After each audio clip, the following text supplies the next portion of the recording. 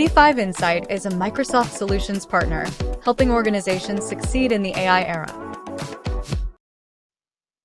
Hi, welcome everyone. My name is Haley Bachican, and I will be your moderator for today's webinar.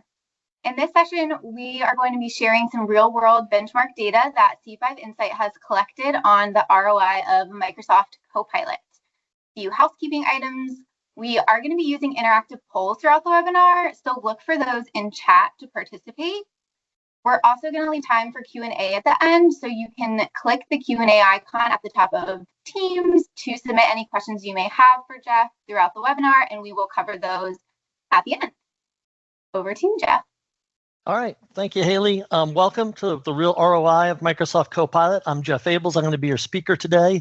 I am a Microsoft Copilot MVP and have been consulting with clients working with Microsoft technologies for over 20 years. Today, I'm going to share some of what we've been learning from our customers about what's driving ROI for Microsoft Copilot. By the way, this is one of the highest sign-up events we've had in quite some time, so there seems to be quite a bit of interest in not just in Copilot, but how can you actually prove the value. So I'm excited to present it. Before we dive in, a quick word about who we are. C5 Insight is a Microsoft consulting firm.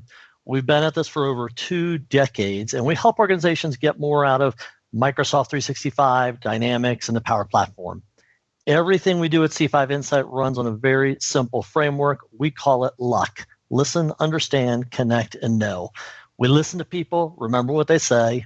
We understand the information so you can make better decisions, connect people to the right platforms and processes, and know, share, and improve the score, the results together, which is what we're doing together today. I know it sounds simple, but it is a difference between technology that tends to stick and technology that sits on a shelf. And I think that's what a lot of people are struggling with Copilot today. And honestly, every conversation we're going to have today about AI readiness ties back to these 4 things. So it's great principles to think about how you connect and communicate internally as well. Okay, so let's dive in. I'm not only going to share some quantitative results, but in today's session, by the end, I want to give you a roadmap that you can act on with some practical guidance. And in fact, you'll see hints of the roadmap throughout this, including our process that led to these results. And in fact, that process is on this slide. So what is a Copilot POV or proof of value? For us, the winning formula has been this. It's a small cohort of users, structured training over a period of time, not a session, but spread out over time, giving human beings the ability to gradually absorb the many different things Copilot can do for them with measurable outcomes. Essentially, it's a de-risked entry point for enterprise rollout of Copilot. It tends to be a great starting point. It's not the end. Typically, as we deliver this kind of training, what we're telling our clients is this is what we call base camp training. You want to get to the top of the mountain, that's great. Base camp is a hard journey, but it's the easy part. It establishes a baseline, and then you move forward from there. So this is the first part of your roadmap. If you look at this inverted S curve here, if you will, this is a great formula for onboarding your people with Copilot. So I want to go ahead and bring up our first poll. Haley, if you could do that for us.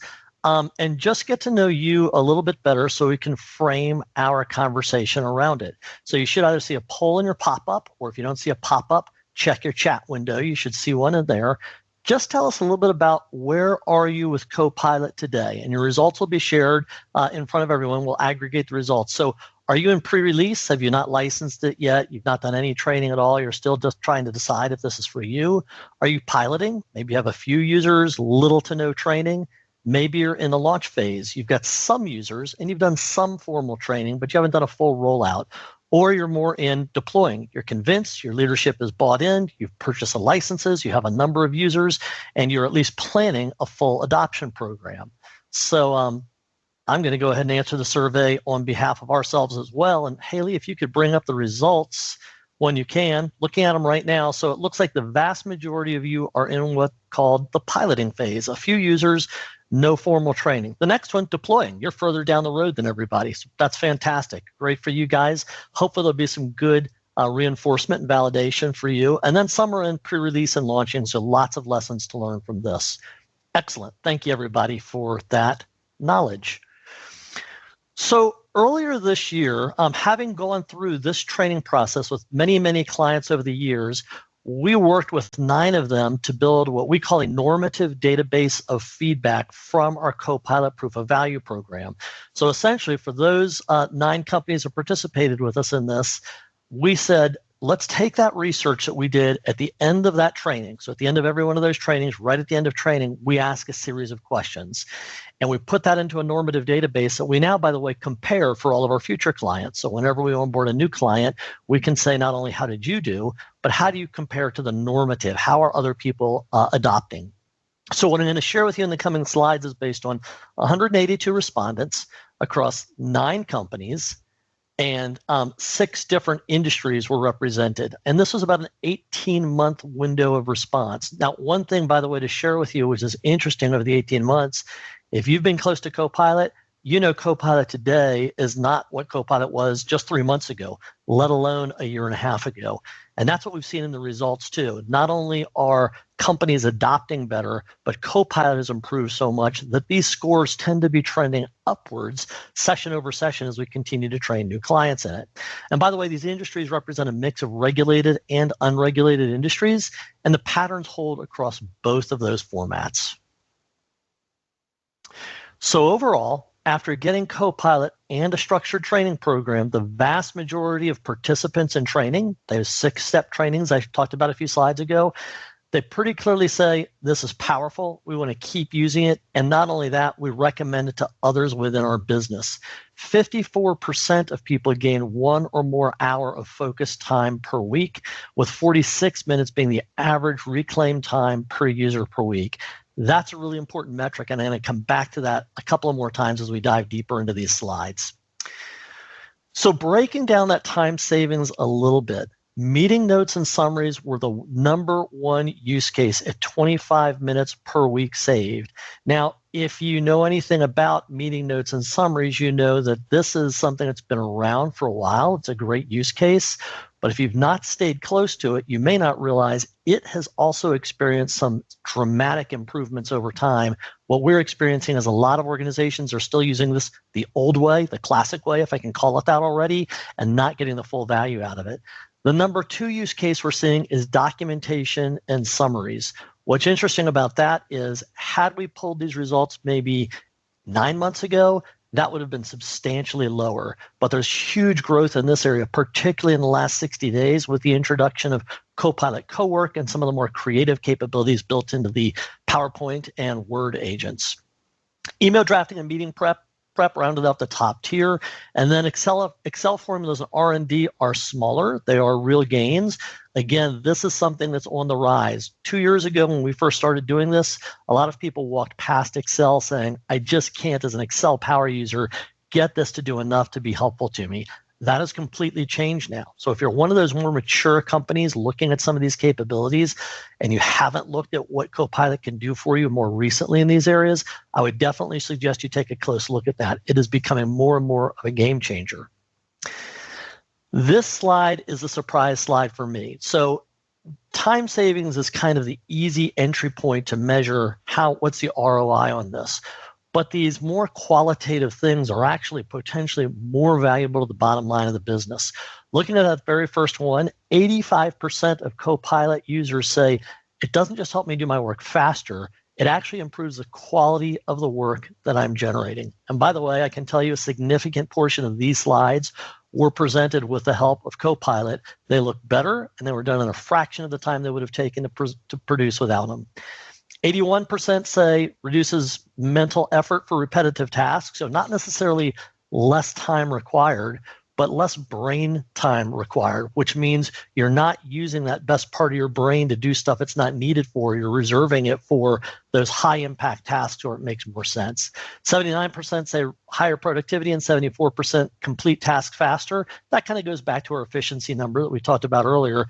The bottom one was the one that really has continued to be a surprise to us, and that is 64 people say they're doing things they would not have otherwise done if they didn't have Copilot. So either from a skill set standpoint or just a bandwidth to get it done standpoint, Copilot is actually expanding their sphere of influence, expanding the number of things they can actually do as a result of working with it.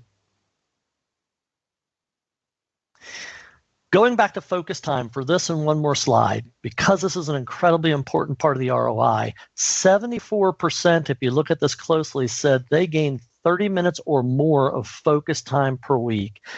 Go do a little research when you have time, and you'll find that focus time is possibly the most valuable commodity that employees bring to their employers. Research suggests that the average worker only has about 12 to 17 hours of focus time they can give to their company per week, because all of those administrative things we have to do, meetings we have to sit in on, emails we have to answer, interruptions to our focus time, which take a lot of time to recover from, winnow that 40 plus hour work week down to 12 to 17 hours of actual focus time. Giving just 30 minutes of focus time back is a gigantic leverage, a gigantic gain for organizations for their most important knowledge-based workers. So that 30 minutes ROI, huge ROI for any business. Digging into that a little bit more, remember a few slides ago we said 46 minutes was the average amount of focus time reclaimed per week. Looking at an average comp of, say, about $65,000 per year for a knowledge worker, that's frontline knowledge workers, managers, and leaders, that converts into about $155 in ROI per month by saving that 46 minutes per week, assuming that's putting back into focus work, which the numbers suggest it is. Now, these numbers are conservative. Remember, we're just looking at time-based ROI, not all those other benefits I looked at just a couple of slides back. And these are based on, for the most part, only the first 8 weeks of use. So this survey comes immediately after getting some initial training, but not after continuing to engage, empower folks to do more with what they've got. These are some direct quotes from survey respondents, and the recurring themes you'll notice in here, there were hundreds we winnowed through to come up with these few, but meetings, content creation, outlook. These are all huge initial gains. Now, for some of you who seem a little more mature and further along in this, sometimes there's this hunger to say, well, gosh, don't just save me time writing an Outlook email and summarizing my threads and summarizing a meeting content. It's fair to keep pushing beyond that. But what we have found is those simple use cases alone, if you get people to truly adopt them, those pay your bill for Copilot in spades. Those have a super positive ROI. Then you go deeper after those to say, how can we actually get more and more value out of this investment that we've made? So with all of that in mind, I wanted to pause before we move on to the next segment of slides and ask Haley to bring up another survey for us. And that is, tell us about your barriers to Copilot adoption in your organization. So pick the biggest one you have. This is only one answer you can give. So is budget and licensing cost holding you back? Do you have IT security or compliance restrictions? We have a lot of organizations who are pausing on moving forward until they get comfortable with that. Is it a lack of training or change management overall? Or is your leadership team waiting for a clearer ROI and business case before they invest further? Or is it just overall user skepticism and culture that's holding you back? So pick whichever one of those is the number one answer for you and submit your answer. And once you do that, you should see the numbers update automatically. So it looks like it's still more people weighing in here. But at the moment, it looks like it's a tie between lack of training and change management, user skepticism, and in fact, now also budget and licensing cost is tied. Now ROI is. So it looks like we've got an almost completely even split among 4 of the 5 categories. IT security and compliance is where people are having the least resistance overall. Not to say that that's nominal, but it is to say it's not one of the top 4. Great, excellent feedback. And by the way, in the next section, I'm going to share more information about what do some of those things mean and how our leadership team's addressing some of those. So thank you for your input on that. Summarizing some of the key findings coming out of this research we've done. First of all, meetings really are the universal value driver. Again, I know many of you would say, well, wow, we've been able to do that for 2 years now and we want to do new things. 2 responses I'd give to that. The first one is, remember, those are a key value driver. If you've not gotten universal adoption across that, keep pushing for it because it is an enormous time saver and quality booster. Secondly, if you have gotten full value out of it, look again. Look at all the new things you can do with meeting note taker, facilitator in meetings, pre-written prompts to summarize your meetings, integration with Dynamics 365 sales. The list goes on and on. Channel agents with meetings. Look at that a little closer because there's a lot more value to suss out of what Copilot can do in meetings than what was there just 6 or 8 months ago. I'm going to give you a quick demo video of some of that towards the end of today's session. Number 2, document creation and summary is consistently number 2. And remember, that is fast on the rise. I suspect when we look at this research again in 3 or 6 months, it may overtake number 1. And the reason why is it's become number 1 much more powerful. If you're using it in Word, if you're using it in PowerPoint, even in those apps directly, it's much more powerful than it used to be. There are some tricks. There are things like using skills to make that work better. That's a new development. There's stuff like setting up your brand correctly, setting up your document templates correctly. Ironing some of those kinks out is a big, important part of it. The other big pusher for number 2 is co-work. If you have not activated Copilot Co-work, it's still in frontier mode, another word for pre-release. But as a pre-release capability, it is incredibly powerful. If you are not actively working with co-work and you've already adopted Copilot overall, take the time to start playing around with co-work. Once you really get your head around it, it is a game changer. Number 3, IT alignment is a prerequisite. So restricted policies are killing adoption in some cases. This does not mean you need to do a big IT assessment project before you do anything. Not saying that that doesn't have its place. In fact, we're finding that that's quite valuable at the right time. But what we are finding is if you go in and just say, let's activate licenses and tell people to start using it without at least looking at some very baseline settings for Copilot, security around Copilot, configuration around Copilot, these are not gigantic time-consuming things, you're going to wind up with your people really, really frustrated. So make sure you take care of the basics of IT alignment. Do you need to do a big assessment overall potentially? Almost certainly so. Do you need to do that before you start launching and getting value out of it? Probably not. Depends on what your back-end structure looks like. But we're finding most people get value out of Copilot without having to restructure their security, without having to restructure their data. They tend to come to that a little bit later once they want to get more value out of Copilot. Small cohorts have higher satisfaction. We have delivered these services with groups of under 10 all the way up to almost 200. What we find the magic number to be is somewhere between about 15 and 50 people per cohort. So if you've got a large team of more than 50 people that you're going to need to be onboarding, consider breaking it into smaller components so people are a little bit more interactive. You can give them a little bit more personal attention as you're working through things with them. And the value does grow over time. Remember that the evidence I'm presenting to you right now, it's presented after 8 weeks of training. The learning curve here is significant. You can get value within 8 weeks. In fact, you can get value within 2 to 4 weeks, we're finding. But to expand on that value consistently takes more than just pointing people in the right direction and saying, here's your 6 or 8 weeks of training. Now go figure everything else out on your own. You need a lot of reinforcement to keep driving these things home. So some data-driven takeaways from the research we've done. Then I'm going to present some research from Microsoft. First of all, do invest in the training. Adoption truly does fall out without enablement. And I showed you a training, the inverse S-curve, our approach for 6 steps of training.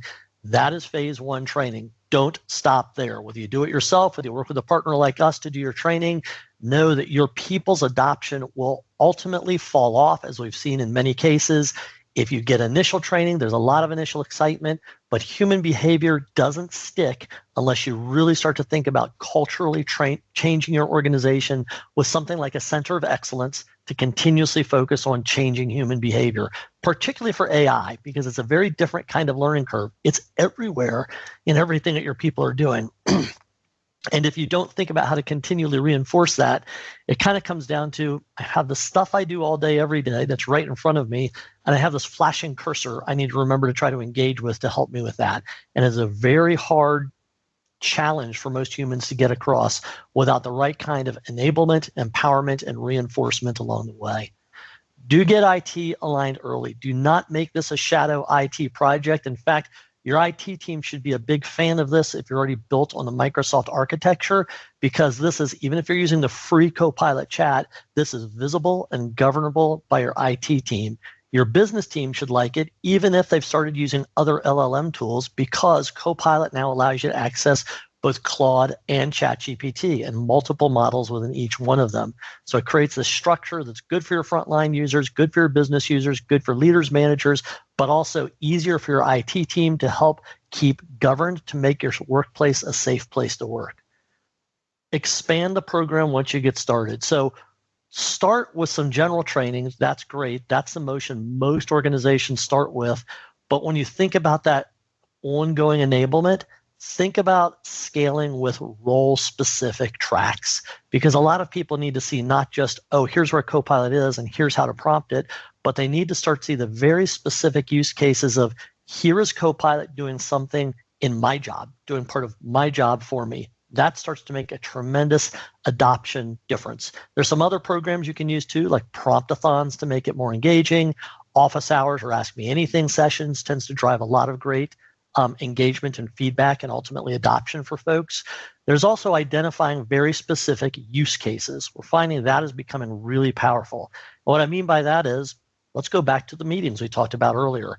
If you look at that as an organization and say, hey, instead of telling everybody, here's something helpful, use it self-serve, instead start to develop, here are our standard processes now for how you plan your meetings, how you run your meetings, how you summarize your meetings, where notes get taken for your meetings, and how AI participates in all of those things to make our meetings much less drudge work, much more effective, and less administrative burden for the humans that have to run those meetings. So think about expanding your program. And then do measure and communicate the ROI. There's still a lot of mystery. There's still a lot of skepticism, perhaps healthy skepticism around, is this generating an ROI for me? Make sure you have formal and informal programs for measuring it. Most of the metrics we have shown you today are self-reported metrics from end users. That's a great starting point. But as you get deeper and deeper into this, start to look at the other metrics where Copilot can have an impact. We have a whole laundry list of those, particularly as you start thinking about developing custom agents. I'll come back to that in a moment at the end of our session. You're going to want to think about how you measure the ROI on those as well. There are methods for doing that. It just takes some discipline as you get into each project to make sure you're setting yourself up for success. So we are not the only company doing research. You might have heard of this company, Microsoft. They recently did their 2026, at least their second, maybe, but they've been doing this for longer, Work Trend Index report. They surveyed 20,000 workers, 10 countries. Surveys took place February to April of this year. Microsoft's data brings a few new insights we wanted to share. It also validates some of what we've already shared. So if you'd like to dig deep into this particular piece of research, I'll give you my contact information at the end of this session. Hit me up for the slides. There's a link right there where you can go download the Work Trend Index for 2026. It is a wealth of information. If you're trying to build a business case with your leadership team, it's got some great knowledge in there. So Microsoft analyzed 100,000 plus Microsoft 365 chats with Copilot. 49% of those support cognitive work. In other words, it's helping us think better, and it's displacing some of our need to think with an assistant that's helping us think better and allowing us more brain space to think about the things that matter instead of the administrative things. 2/3 of AI users say they have more time for high-value work. That goes back to what we said with the 46 minutes overall per week saved. Microsoft is saying 2/3 of people agree with that statement. They're saving some time, and they actually reinvest that time in high-value work. 58% are doing work they couldn't do a year ago. And advanced users, so those who have gone through more than the basic training, 80% of those say they're doing work they couldn't do a year ago. Again, deeper, longer-term commitment increases that sphere of influence, that capability sphere that's around every employee to do more and more and more with their new assistant. This is a really interesting slide to dissect. I tried to cram a lot of information into this particular one. Apologize for that, but breaking this down a little bit, only 19% of workers believe they're working for a frontier firm. A frontier firm is Microsoft's term for firms that are on the frontier of AI. They're doing AI well. So only less than 20% of people today raise their hand when asked and say, yeah, our firm is a frontier firm. We're really embracing AI. Now, most people think The problem with AI is that employees may not be ready, right? Change is hard. That's always true. But in fact, the evidence here is the organizational environment is more at fault for companies not moving forward with AI. In fact, organizational environment characteristics are 2 times more predictive than individual mindset. So issues like, do you have a culture that enables and empowers and educates people? Do your people have the support of their manager? And is their manager and leadership modeling adoption of AI, not just asking for it, but actually living that out themselves? And how are you doing talent practices around skilling and opportunities for learning? Those are the 3 key things that are holding people back. If I put this in different words that I think is really important to hear, because I see a lot of companies thinking this is the answer, hiring AI savvy people does not move the needle. Building AI ready conditions in your business, that's what moves the needle forward. I'm not saying there's not room to hire those AI savvy people too. That has its place in its right time. But 1 or 2 change agents do not change your business. Change at the management, leadership, cultural level, that drives adoption of AI much earlier and much more effectively. Looking at those frontier firms a little bit more closely, these are some of the differentiators between companies where people say, I believe I work in a frontier firm, versus people who say, I don't believe I work in a firm like that. So frontier professionals don't have better AI, per the last slide. They have better organizational conditions. Their managers model use. 85% of managers in frontier firms have clearly adopted AI, only 64% elsewhere. Workshops and brainstorming, critical for organizations. Getting people together to say, let's do some planning, let's do some brainstorming, let's encourage people to bring their ideas forward, plays an absolutely critical role. Teams that openly share what works and what fails without penalty, also a huge change agent. So people who feel like I'm rewarded for trying, even if the result isn't immediate. One of the things we see with a lot of our clients is some people go, boy, I found a great way to save myself a couple of hours with AI, but it took me 8 hours to figure out how to save those couple hours. But the good news is those couple hours are something I do regularly, weekly, monthly, quarterly, something like that. Those savings start to add up. And even if they don't add up, the learning curve people went through to learn that in and of itself gets reused on other tasks. Organizations that understand that, recognize their employees for doing that in front of everyone else to say, we want you all to be experimenting with this. Those are organizations that are experiencing the value of AI. Those organizations that are at the frontier are going to be the survivors and growers in the next generation. So let's pull up one more poll here. Looking at that whole idea of the frontier firm. So this idea is based on that frontier firm framework I just described. Microsoft has 5 different categories they put into it. Those are described on the slide as well as on the poll. Would you describe yourself as, yes, you're in a frontier firm, your leadership team is aligned, leaders and managers are modeling it, your culture supports it? Would you say, no, we're more B, we're blocked, your people are ready, but policies, tools, or culture are getting in the way? Would you say you're emergent? You're still taking shape, you're moving in the right direction, but you've still got more alignment to do with those resources. Are you stalled? No one's moving yet. Neither side is unstuck yet, ready to move forward.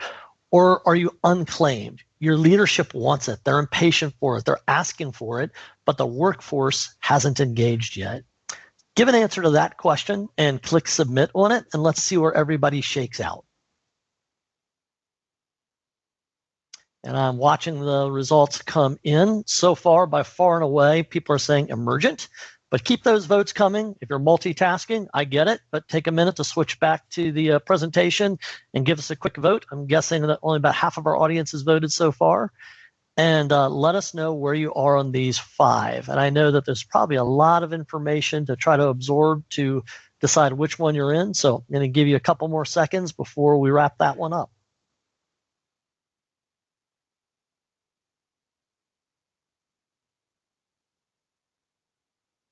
All right, so looking at what's in so far, I see 70% are saying they're emergent. Both sides are taking shape. You feel like you're moving in the right direction, but you're far from having arrived at what you would call a frontier firm so far. Next place, surprisingly enough, is 20% are saying that they are in a frontier firm. And maybe that shouldn't surprise me because that's almost exactly what Microsoft said people answered. 19% of employees tend to say they think they're in a frontier firm right now. So to those of you ahead, that is awesome. I will say as a member of an organization where I would say we are pretty firmly a frontier firm, if this is a 1,000-mile journey, at least the next 500 miles are shrouded in clouds and fog. So we're all on this journey together, learning as we go along. But that's fantastic. Thanks for sharing that information. Okay, so let's wrap that one up and move into some practical takeaways and next steps for you to think about with all of this information. So the way we see it, there are 5 paths potentially forward. This is essentially what the marketplace or our clients are telling us. So remember, we started with this one path of a Copilot training and proof of value. If you haven't done the ROI overall and done that kind of formal structured training at all at this point, definitely a good starting point. But there are 4 other paths where organizations are tending to move to once they've done that. Path 1 is what we call the technical readiness assessment path. That's for organizations who are realizing, you know what, our back-end systems might need a little bit of loving care to get them ready for AI. So the way I put it is, you're sitting on top of a mountain of data. Now, that mountain of data is really well structured. AI is going to flourish. If that mountain of data is really poorly organized, AI is going to struggle just like your people are probably struggling with it. Technical readiness looks at things like, what is the structure of our data? What is the quality of our data? What is the security of our data? And what are our governance processes around keeping that in shape so that we can really leverage that as a corporate asset? Many companies are coming to us, generally after the training, sometimes before, saying, we realize we now need to get this together so we can get maximum value out of our AI investment. So that's a great path that a lot of organizations are taking. Then role-based Copilot training, and in fact, number 2 and number 3 are kind of 2 sides of the same coin, role-based or deep dive use case adoption. So role-based training is more saying, okay, let's sit down with just the members of the HR team, the finance team, the sales team, whoever, and understand a little bit of their day in their life. And let's put together Copilot training that's not just generic saying, hey, here's how to do great stuff in Excel, but here's how to do some key components of finance's job in Excel, parts of HR's job in Microsoft Word, parts of the sales job using CoWork and Copilot for Sales. I'm making things up, but the idea in general is look at roles, because a lot of people in the thick of having to have 95% of their day or more structured around, I've got a job to do, and learning is not necessarily a big part of that job. They need a little more clarity around not just, wow, that looks great that I can prompt. They need to, here's the prompt to do this part of my job so I can actually start with using a relatively small amount of imagination, getting value out of this. That helps them to get traction and helps them to start experimenting with, well, there's probably other things I can do that also gives me great value as well. Role-based Copilot training, really important at the right time. Do remember it takes more effort, more time up front to really understand what those roles are and tailor the training to make that happen. So it is a bigger investment of time and or money to make that happen, but it's ultimately what's going to start to drive your people forward more. That, by the way, can also be a great start to a champion program where you start to identify champions within each of those different roles to say, you have the passion and the fire to really learn this, so you will help us develop this training and you will become the champion that helps your role continue to get more and more value out of this. Deep dive use case, similar to role-based, but that tends to look across the company for an entire use case. One of the ones I mentioned to you earlier was meeting management and how you can go so much further than just transcribing meetings. So working with a client right now, working on that, saying we really want to say, let's transform the way we do as much as we can with our meetings. And by the way, that particular client's even doing things like say, hey, every meeting should have a way to track issues. Let's use some components that Copilot knows about, like Microsoft Lists, in a structured way to manage that. Every meeting should have tasks. Let's use something like Copilot's Facilitator to take notes and try to capture the tasks, but let's train our people to capture any missed tasks there, assign those tasks there, and that integrates with Microsoft Planner and To-Do. So all of a sudden, we've transformed how we're getting stuff done across the entire organization. That's transformative change. And that's something I want to come back to with a little video at the end of this slide in a second. And then the last path is the maker path. That's when we're saying, hey, let's start enabling and empowering more of our organization to actually build with AI. That does not necessarily mean they're making agents with AI. That's a part of it. It might mean they're just automating rigid, structured, everyday business processes using tools like Copilot Cowork or the Workflows Frontier application in Copilot from Microsoft. And yes, it might mean they're developing agents too. Some organizations are diving deeper into that a lot earlier. It depends on your culture, what the ROI is your leadership team is looking for. There's not a one path fits all. If you're hearing from somebody anywhere that here's exactly the path you have to travel, that probably has more to do with their process than with your organization. What you ultimately want to do is understand who are you, where are you going, and what's the right path to help you move the way you're going to move to get to success overall. Tailor a roadmap for yourself. Let's take a little look at what a deep dive use case adoption might actually look and feel like in this brief video from Microsoft.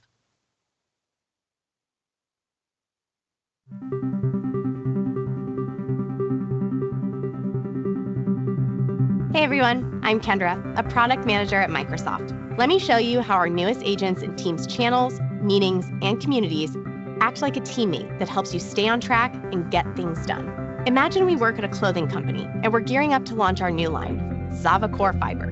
To plan the launch, my team set up a new Teams channel called Core Fiber Launch, our space to collaborate and get things done. Each channel can have its own dedicated agent, an expert grounded in the latest information from that channel's conversations and meetings. The agent takes on the name of the channel.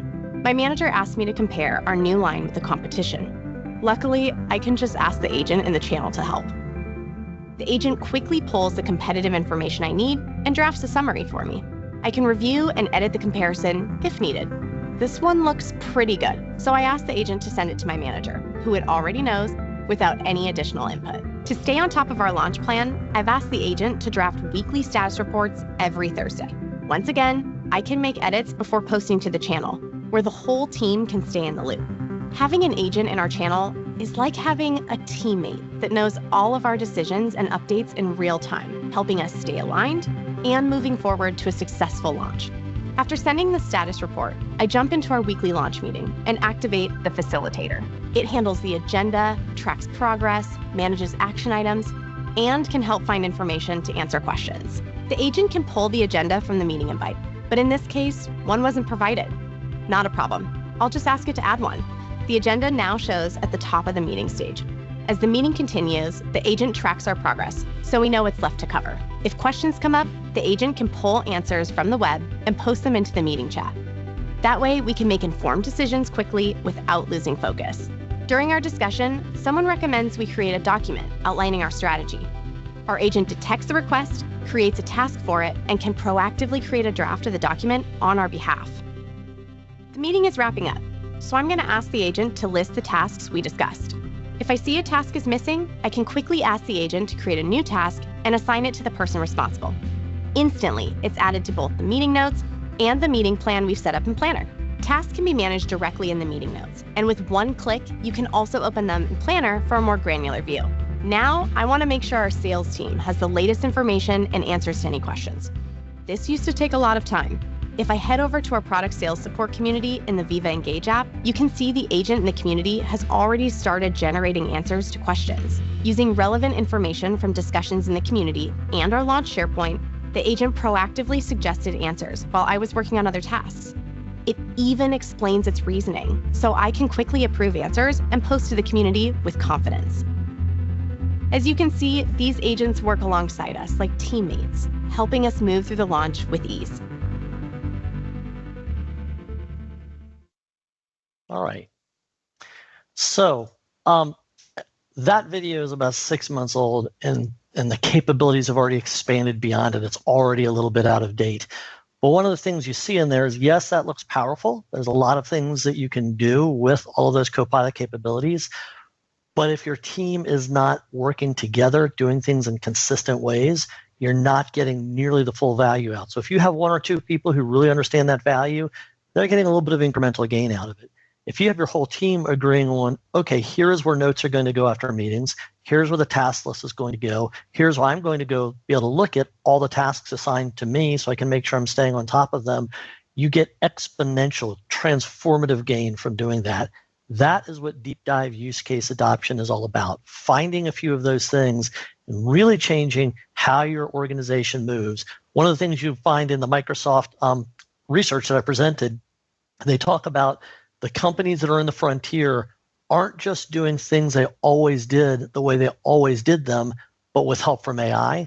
They're actually rethinking how workflows work because AI enables them to do things in entirely new and different ways. That is one small example of that, and it's probably going to be eclipsed by massive changes over the next 2 or 3 years. But those are the kind of small things that prepare your people for that new way of thinking to tackle their jobs differently. Very powerful stuff. And that will also, by the way, be in the slide deck if you'd like to request that afterwards. So I want to pull up one final poll thinking about this diagram I just shared. And this one is going to ask, of all those different things, which one or ones are next for you? So this one's multi-select. You can pick none or as many as you like.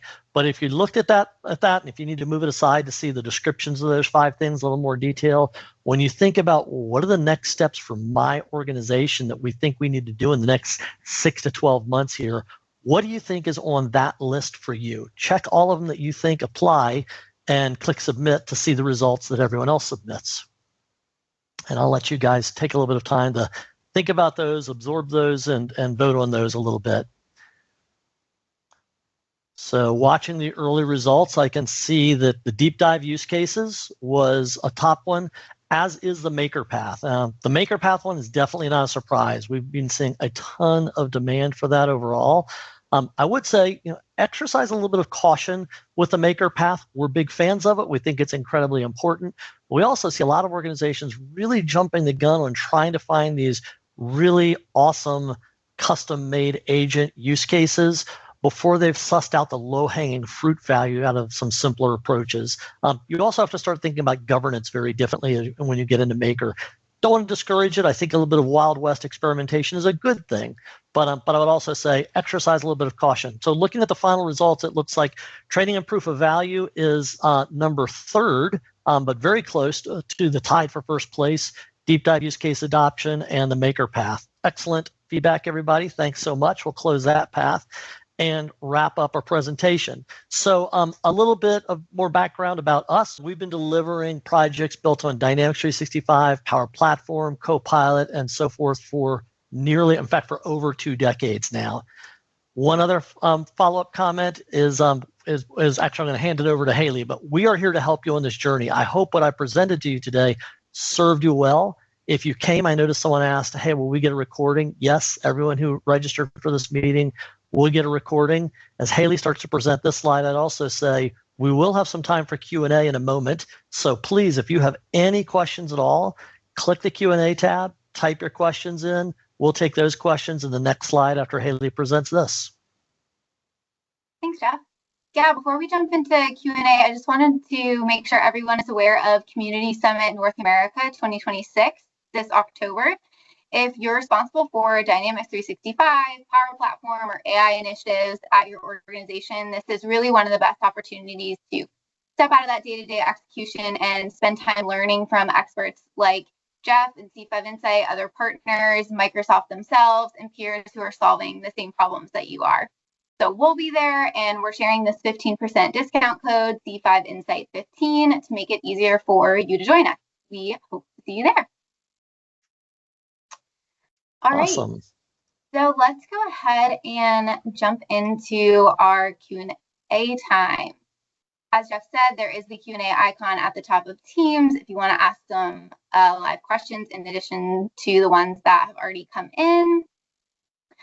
One of the first questions we have here, Jeff, is how do you measure the ROI of Copilot when so much of the value is qualitative? We get asked that question a lot. I actually think, first of all, a lot of the value is actually quantitative. It can just be challenging to quantify.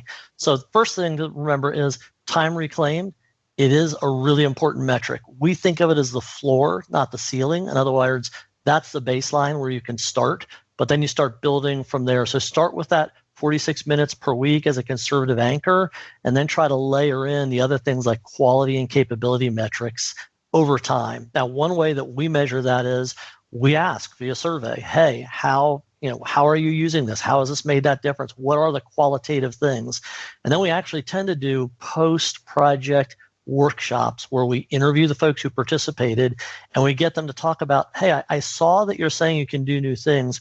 What are these new things you can do? What do these look like? So you're starting to get some of that qualitative input that you can put together in your findings, your executive briefing after the project is over, to help people really quantify the qualitative, if I can put it that way. And there are tons of quantitative metrics too. So particularly once you start getting into those big use cases or creating custom agents and automations, take the time to do a project charter at the beginning of that and put a stake in the ground around, here's what we think we're going to improve. Here's at least our estimate of what the current baseline is and what we think it will become. And then report back on those as well as you can. And look, not all of us have the funding to do Six Sigma types of assessments with every single thing that we do. So you may not be able to do a time series analysis, but at least you can do some estimates and some interviews and some work-alongs to kind of get a general sense of, is this moving the needle or is this not? Great question.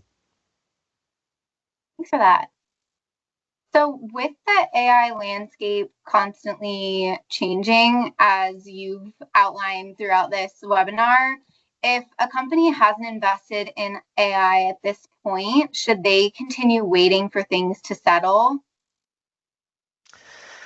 So at this point, I would say the time for waiting is well beyond us. The cost of waiting for everything to settle down and be consistent, it is a real cost. Those 19% frontier firms that Microsoft mentioned, they are pulling ahead of other businesses. Take a look at the Microsoft research. It's not just about they're adopting AI better. They're actually starting to see returns on investment.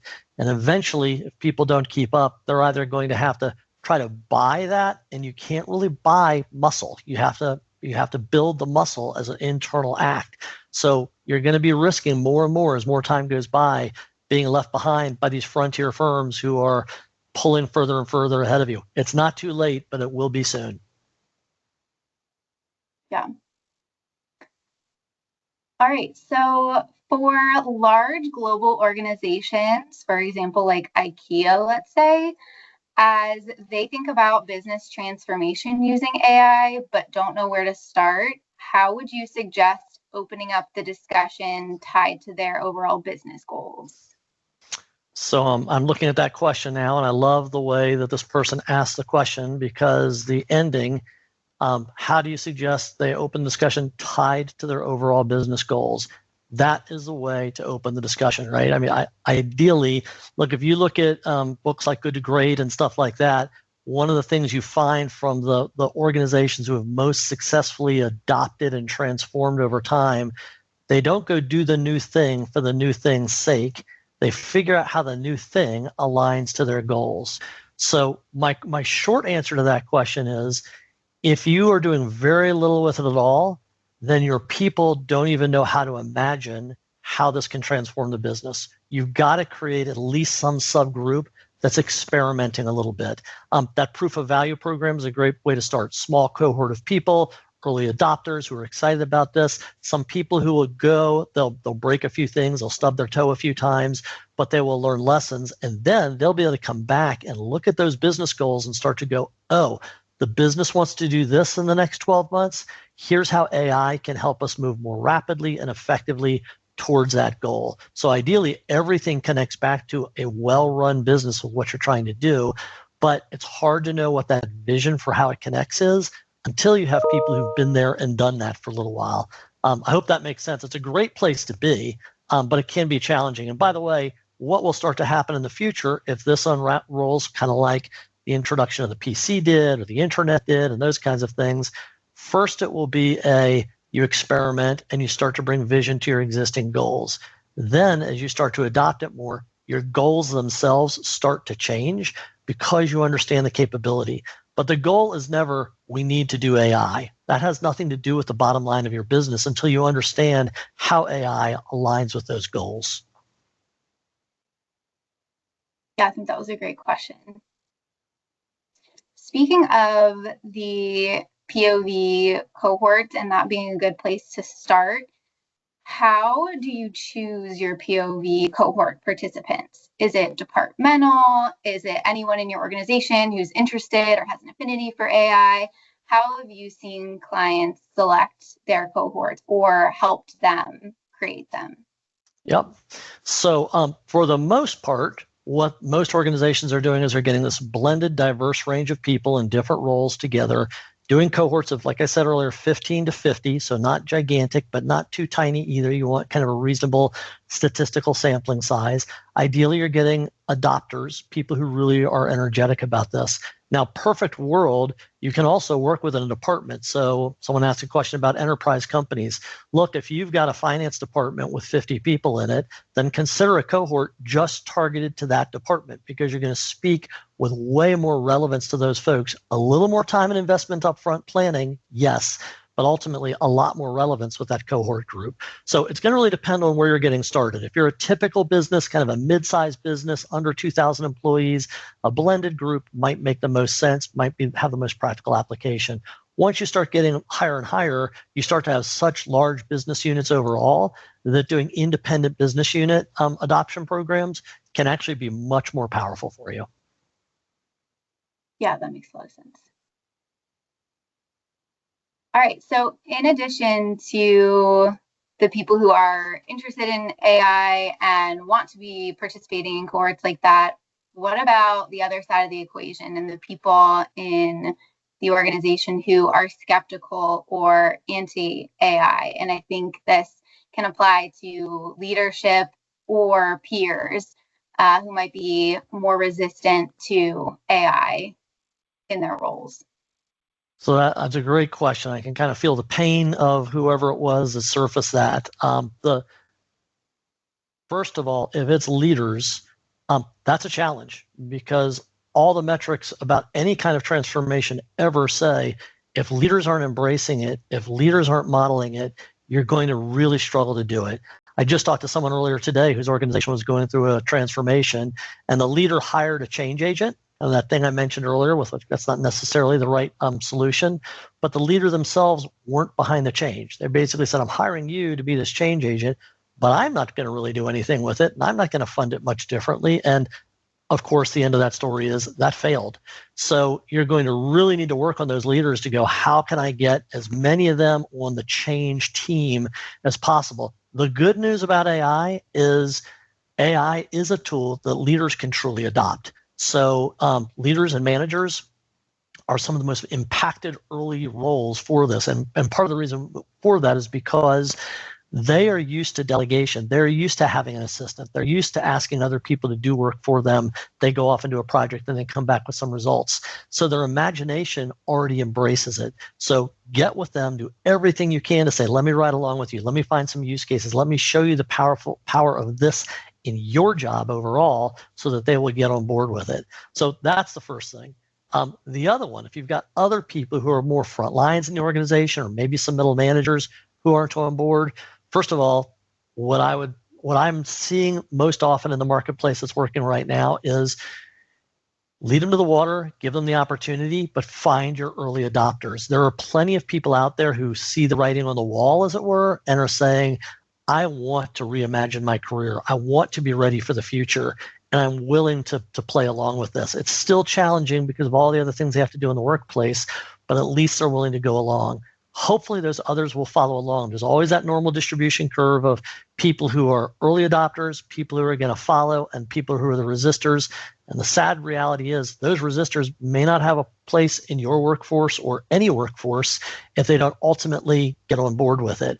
But what you need to do first is start with those leaders, influence the other people behind them, create many opportunities for those people who are resisting to get on board, and then hope for the best, hope that they come along. But personally, I kind of fear for the folks who are that resistant to this right now, because I do think if you're in a knowledge-based leadership or management job today, that job's going to look a lot different in 3 or 4 years, and you'd better start getting on board with AI, or you're going to have a very hard time keeping up.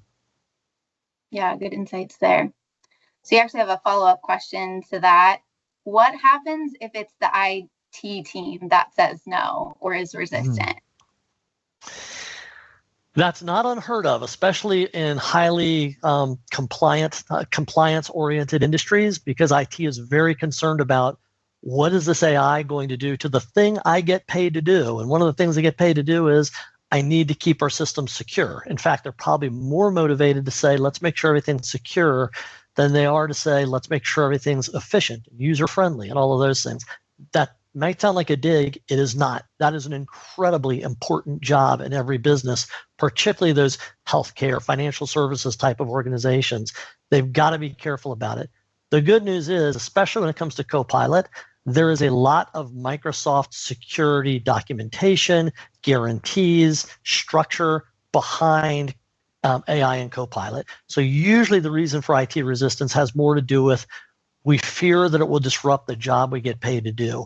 If you can help bring them along that path to realize, no, this is actually going to help you do your job better. And if we don't embrace something like Copilot, what's ultimately happening is our leading adopters, whether we document this as a policy or not, they're creating their own shadow IT department to go out there and get AI where they can get AI because they want to be on the leading edge and it's making their job easier. If AI starts to say, we're going to create a path for you that's secure, that's governable, and that's visible through the Microsoft platform that we're already invested in, that's actually going to help IT actually do their job securing the firm better than it used to do in the past. Thanks for that. All right, well, that is all of the questions we had come in. So I think we're going to go ahead and give our attendees a few minutes back into their day. Thank you Awesome. so much. I know everyone loves that. Yeah. Thanks so much, everybody, for joining us. We hope you join us again for our next webinar on C5 Insights AI Transformation Playbook on June 3rd. And until then, have a productive afternoon. Thank you, everybody. Bye-bye.